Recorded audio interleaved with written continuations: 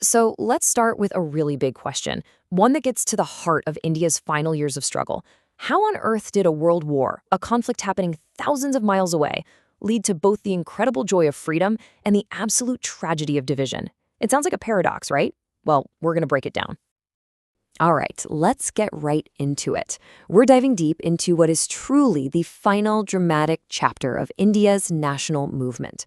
We're talking about the period from 1939, right when World War II kicks off and changes everything, all the way to that historic moment in 1947 when independence is finally won.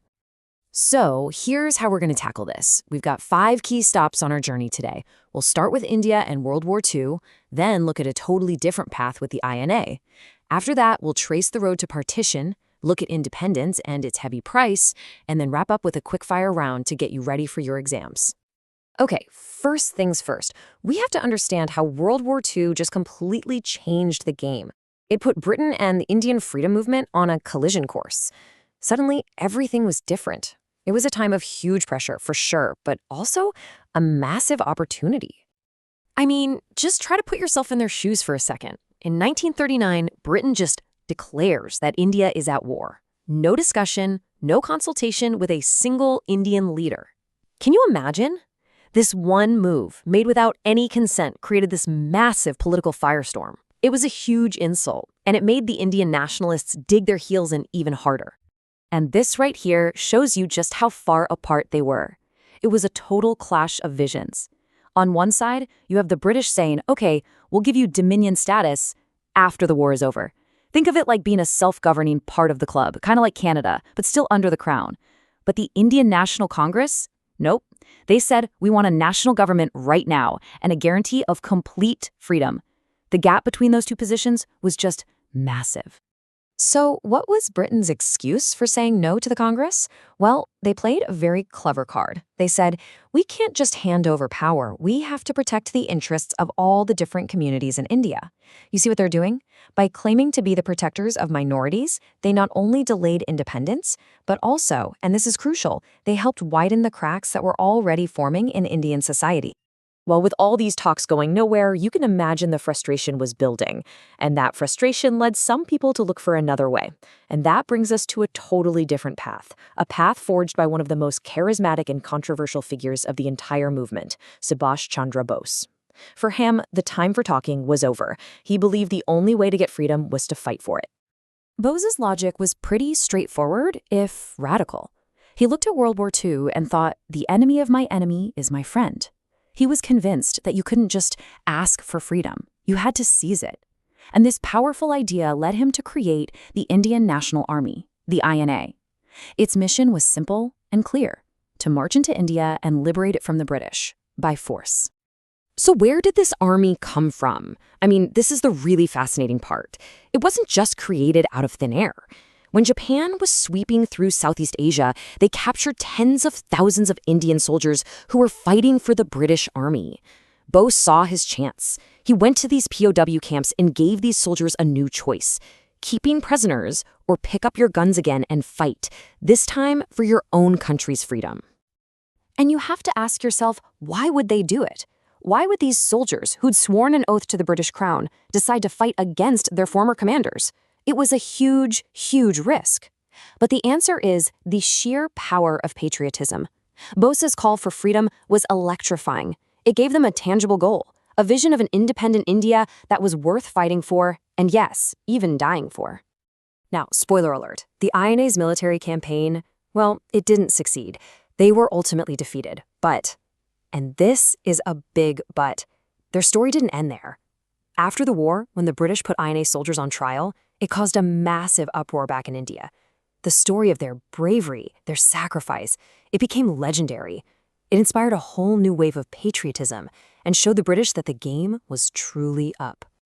Okay, so the war ends. Britain is exhausted, nearly bankrupt.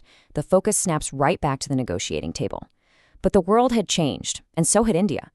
The big question wasn't, will India be free anymore? That was pretty much a given. The new, much more difficult question was, what will this free India actually look like? Because a powerful new demand was now on the table, and it couldn't be ignored.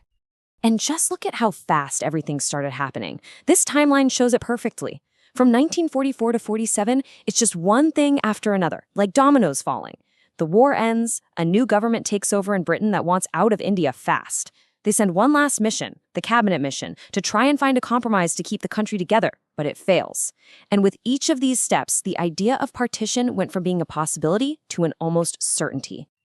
And it all boiled down to this: two completely irreconcilable visions for the future. On one hand, you had the Indian National Congress, people like Nehru and Gandhi, whose entire struggle was for one single united India.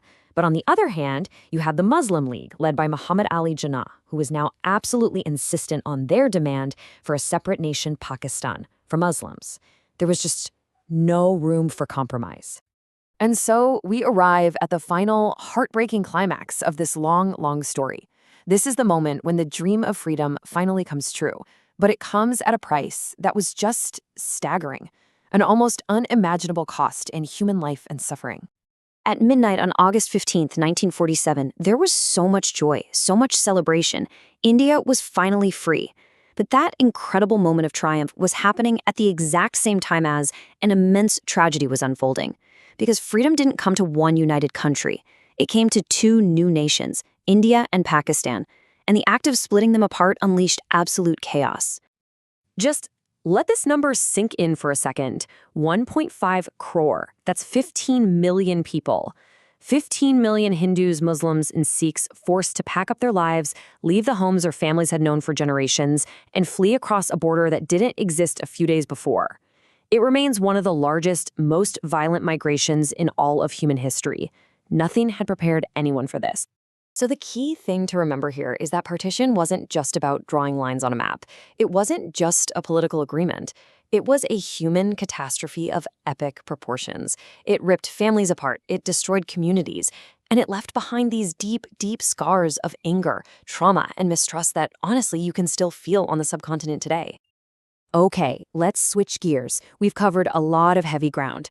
To make sure all the key points are fresh in your mind, especially if you've got exams coming up, we're going to do a quick-fire summary. Let's lock in those takeaways.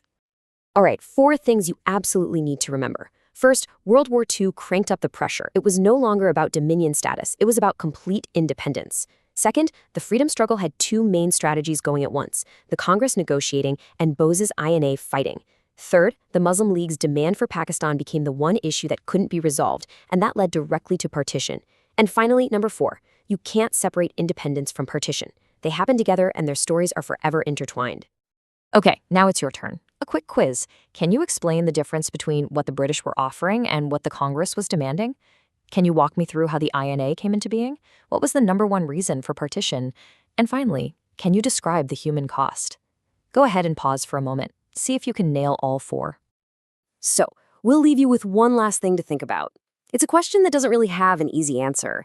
Can a nation truly fully celebrate its freedom when its very birth was marked by so much pain, so much division, and so much loss? It's a heavy thought, but it reminds us that history is complicated, messy, and the past is never really past.